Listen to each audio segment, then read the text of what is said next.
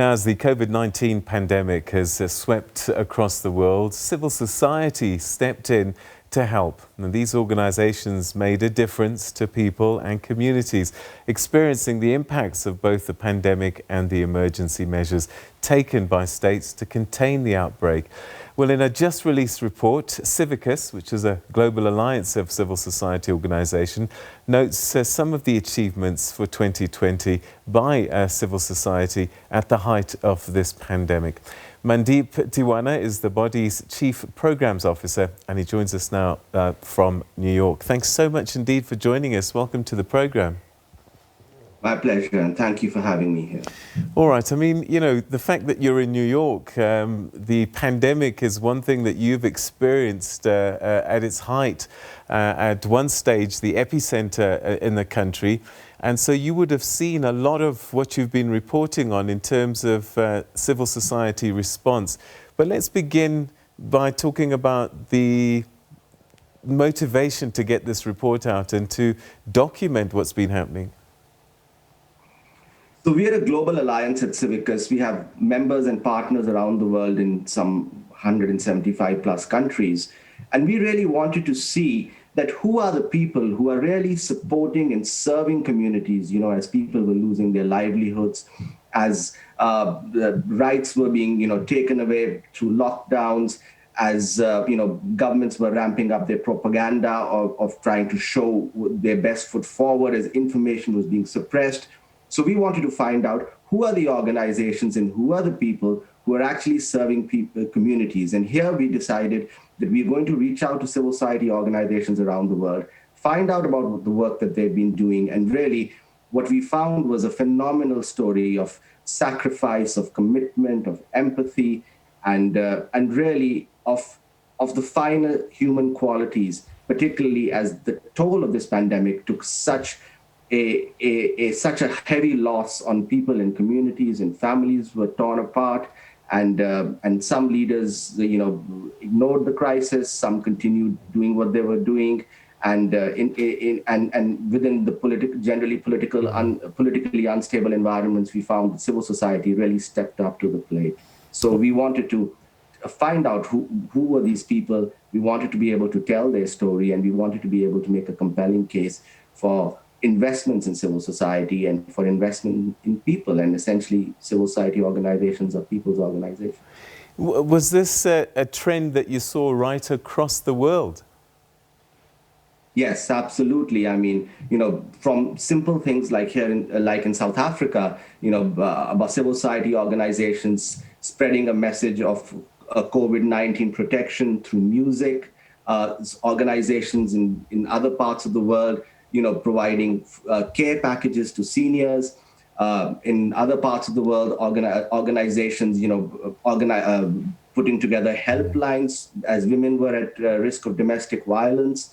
In other places, we found that organizations were examining budgets to make sure that the public funds that were being released by state legislatures were being used for the correct purposes, and the funds were flowing to those who were most excluded, those who were not counted in the political priorities of the day. And really what we found was that some of the most excluded people, some of the most vulnerable people, like migrant workers, smaller communities of minorities, they were being served by civil society. So it was really a very compelling and a real human story that we found through in our research for the report. All right, so great stories coming out. And I suppose one of the things that emergencies, pandemics, and disruptions in society can bring is these responses leave us with lessons and help in terms of how we can map a way forward for similar issues, or just sorting out problems that might have been hidden. Were there powerful lessons learned from observing what has been done? Yes, I think the big lesson that we saw was that first, governments need to invest in civil societies. Countries that have resilient civil societies, countries where civil societies are supported with both resources, where leaders actually, believe in the value of civil society, those countries, the civil society response was faster, was quicker, was unimpeded. But the other lesson that really is important is that we need to create environments where the right to democratic dissent, that's what civil society exercises often in the interest of the people.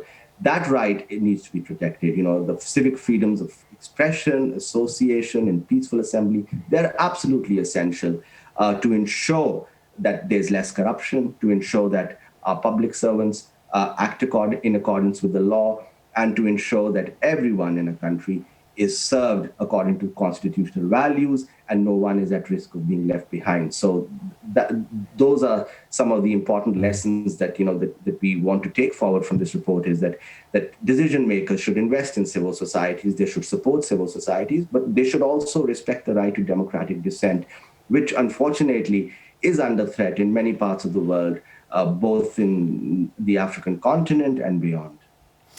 Yeah, there are sometimes accusations that civil society organizations become politicized and they become more politicians than movements there to help and assist.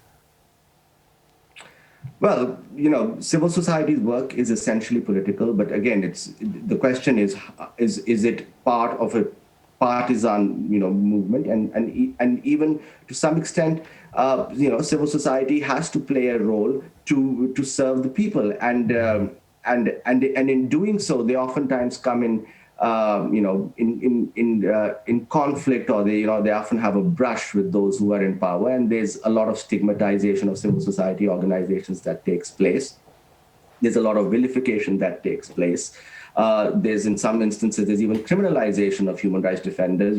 Our work at CIVICUS has shown us that there are people who are activists who've been fighting for justice and rights and democracy, and they are in prison for the work that they do, and unjustly so. So there can be some criticisms, but those criticisms maybe justified in a small minority of cases, but the large majority of civil society is really, serving and protecting constitutional values. But when civil society uncovers, large-scale violations, or goes and exposes wrongdoing by people who are very powerful, they're oftentimes attacked, and these sorts of criticisms, tend to be put forward by very powerful people, and then it becomes a challenge sometimes for us to do our work unimpeded. All right, I would imagine also when you have a common enemy such as the pandemic, this tends to bring people together. I remember at the beginning of the AIDS story, particularly here in South Africa, you had lots of organizations working separately, fighting this one thing. Do you think that there's better coordination of these society groups, civil society groups? Because in many ways, when you work together, you're able to achieve more than working in these little silos.